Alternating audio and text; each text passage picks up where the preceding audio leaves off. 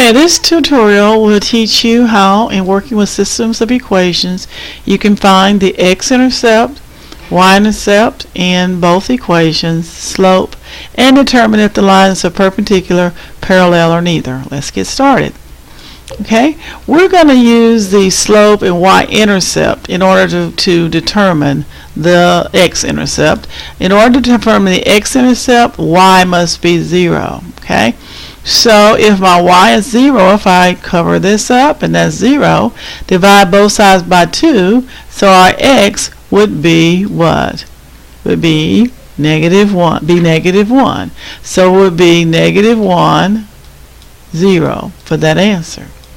So if I go back, same problem, and say I cover up the y, the x rather, I'm sorry, cover up the x coefficient and x, what would the y be?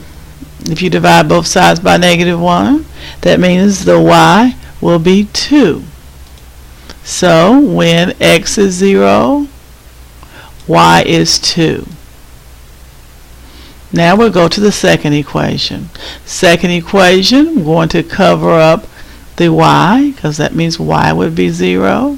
So when y is 0, the x divided 2 by 10 would be 5.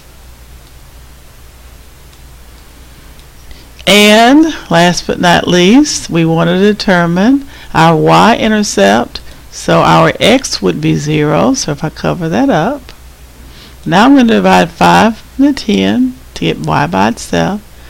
So the y would be 0, 2. Y-intercept would be 0, 2. Okay, there are different ways you can determine the slope of the line. Okay, so at this point you can use a formula for determining the slope.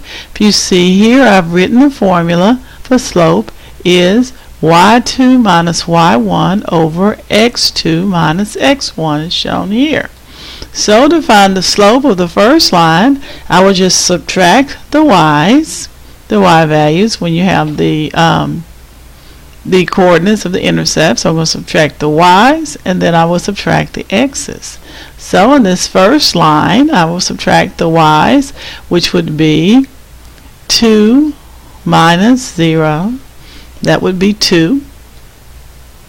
Now we'll subtract the x's here. 0 minus a negative 1 would give me 1. So the slope would be 2 over 1 or 2. And in the next one, the next line, I'm going to subtract 2 minus 0, and I have 2. Then I will subtract 0 minus 5. That would be a negative 5. So if either one of the numbers are negative, that means that the slope, that's a negative slope.